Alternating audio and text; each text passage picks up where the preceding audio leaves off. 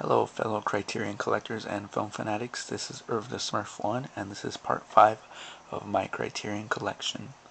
I will now resume with Akira Kurosawa's Ran, or Ron as it's supposed to be pronounced.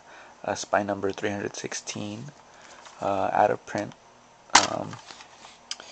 disc 2 supplements, and disc 1 complete with the booklets. And this is of course Akira Kurosawa's late color masterpiece, also known for his black and white masterpiece, Seven Samurai. My personal favorite of Akira Kurosawa is Rashomon, but I mean this one, you can't go wrong with this one, because this one's brilliant in every sense of the word. Amazing film. Next is Hiroshima Monomor by Alain Renee. Spy number 196. Single disc. Great booklet. This is a magnificent film. This director also did a Night in Fog and Last Year at Marianne Battle, which I'll be showing shortly. This film combines documentary footage and a tale of two lovers. This is set against the background of the Hiroshima bombing, the aftermath of the Hiroshima bombing, and it just tells about their relationship, which progresses throughout the film. And a very important film to cinema, as it's inspired many directors. It's daring in its technique. I mean, just as I mentioned before, it combines the classic new wave jump cuts, and just that's the purpose or the goal of these new wave directors, to just revolutionize cinema. At that time, they were really trying to just bring something different to the table, and they succeeded. Next is, of course, Last Year at Marianne Bad. Can't really see it. Last Year at Marianne Bad, Spy number 478. This is extremely cerebral film, as I understand it. To this day, it's really mysterious. I mean, the plot centered around a man trying to convince this woman that they met a year ago at some place in Paris, not necessarily Marianne Bad. And then the whole film, I mean, it takes the whole film, 90 minutes of him just trying to convince her, and just, but this also presents, since it's Alain Renee, same director, it's also the shortcuts, the jump cuts, not the shortcuts. I'm thinking Robert Altman right now.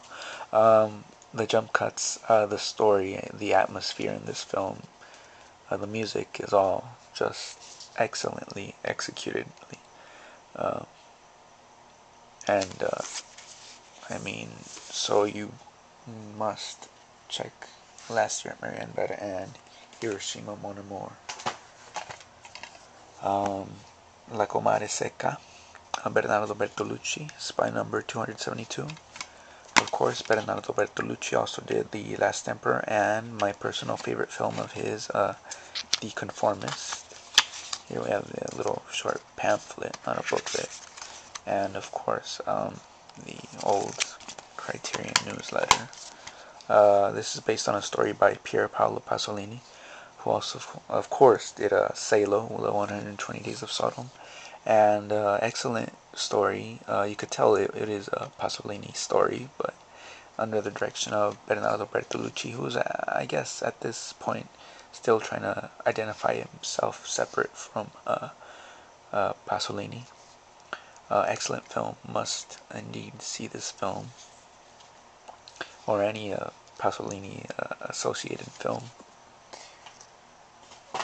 Another Italian film is Dillinger is Dead, or Dillinger è Morto. This is a very bizarre film. I first purchased it, just because of the awesome artwork on the cover. Bizarre film, surreal film. It took me more than one viewing to really grasp it. It's a brilliant film, late 60s masterpiece. A little less known masterpiece. I really didn't know anything about it, of course, thanks to the collection. Bizarre film. So you need to see this one if you haven't already. Dillinger è Morto. Next is Equinox Spy number 338. Stop motion film directed by, or made by, Dennis Muren and his friends. And Dennis Muren also did the special effects for Star Wars and Jurassic Park.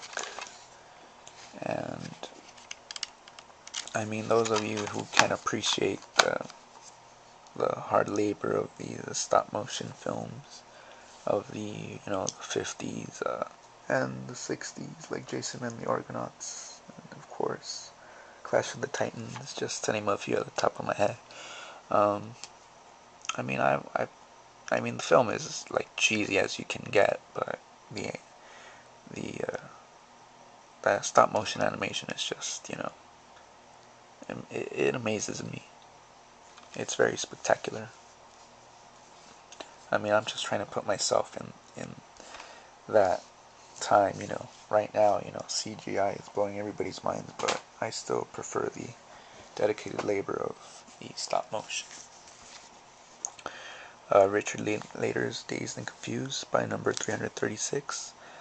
This is, of course, a classic early 90s film about the late 60s high school years. Excellent booklet. Excellent. Very thick. Made to look like a notebook. And, of course, the art direction in this digipack is just brilliant. Excellent. You have to get it. It contains a poster, which I really can't open up all of it, but made by Frank Kozik. This is like the original film poster. Dazed and Confused. And yeah, Frank Kozik, he does great artwork. So, it's similar, not similar to American Graffiti, but yeah, it's among the top, teenage years film, a film about teenagers in their years. And next we have Wes Anderson's Bottle Rockets. It's by number 450, 2-disc, and this, like Dazed and Confused, is like a notebook. This, of course, is Wes Anderson's feature full-length film. First feature, you know what I mean, I hope. But this is straight Wes Anderson from the beginning. It's not anyone else, it's just Wes Anderson.